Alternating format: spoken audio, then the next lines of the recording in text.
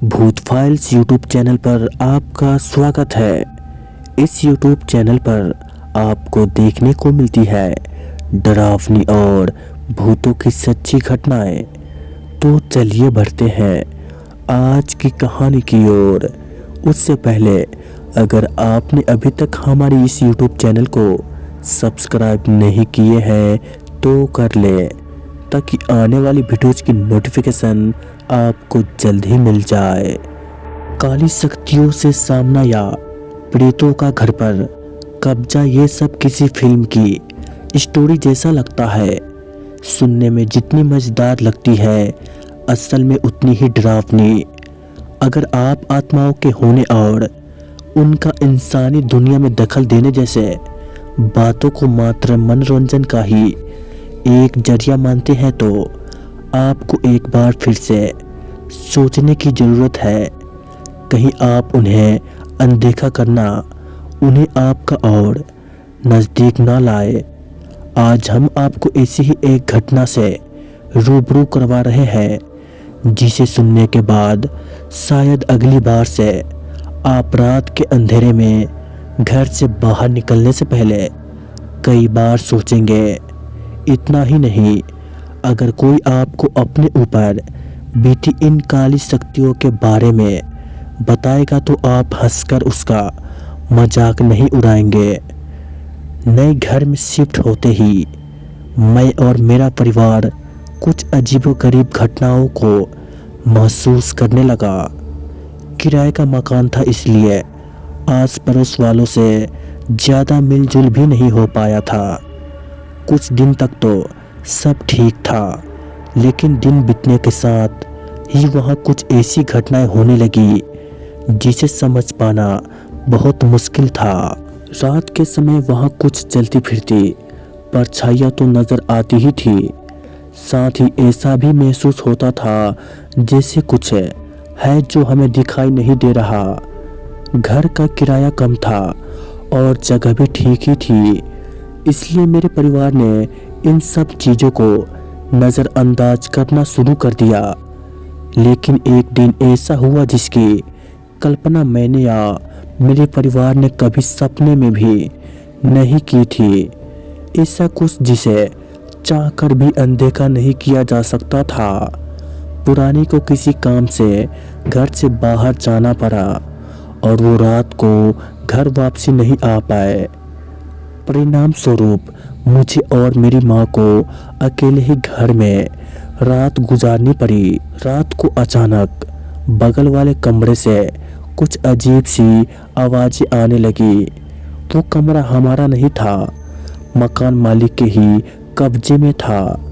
हमारा मकान मालिक ने उस कमरे में प्रवेश करने के चेतावनी भी दी थी, इसीलिए कभी उस ओर जाने की सोची भी नहीं।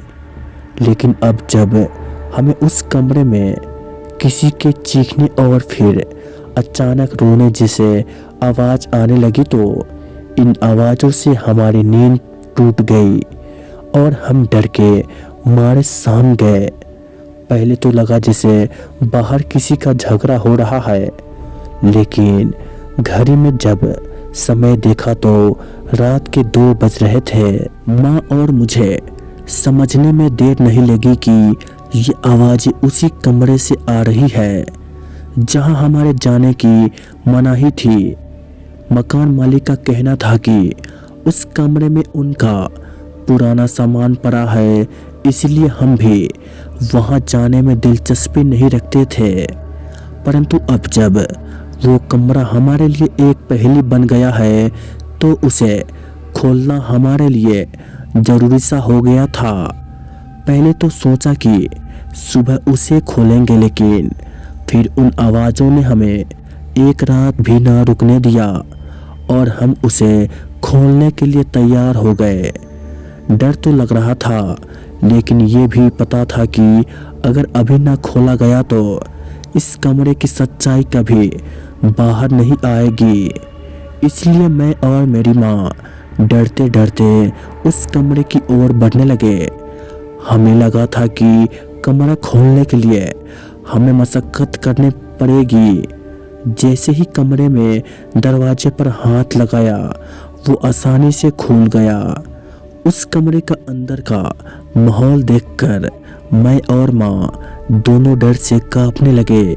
इतना ही नहीं, हम एक दूसरे से कुछ कहे बिना पा रहे थे। कमरा पूरी तरह से रात रोशनी से घिरा हुआ था और अंदर अजीब सी गंध आ रही थी। हम अंदर की ओर बढ़ने लगे तो वहाँ पुरानी और टूटी फूटी पेंटिंग्स पड़ी थी, जो थी तो किसी व्यक्ति की, लेकिन जिसकी ये हमें समझ नहीं आया। कमरे के अंदर हमें एक औरत बैठी दिखाई दी, जो हमारे मकान मालिक की बहन थी। एक कोने में बैठकर वो ना जाने किससे बात कर रही थी। हमें उसके आसपास तो क्या पूरे कमरे में उसके अलावा और कोई नहीं दिखाई दिया। जैसे ही हम उसकी ओर बढ़ते तो वो और तेज तेज रोने लगी। वो रोती तो अचानक से कोई उसे जोर से चुप करवाने के लिए डांट लगाता। कौन डांट कहाँ से आती आवाज़ हमें कुछ पता नहीं चला। बस ऐसा लगा कि कोई जोर का धक्का मारकर बाहर की ओर भागा है। वो कौन था और मकान मालिक की बहन वहाँ कैसे आई और क्यों आई, ये सब सवाल आज भी एक सवाल ही है। मैं और माँ दोनों ने उसी समय अपने रिश्तेदार को कॉल किया और वहाँ से चले जाने का निर्णय किया। अगले दिन पिताजी के घर पहुँचते ही हमने उन्हें सब कुछ बताया और कभी दोबारा वहाँ न जाने की निर्णय किया। तो दोस्तों, ये थी आज की कहानी। तो चलिए मिलते हैं एक और भूतिया कहानी में।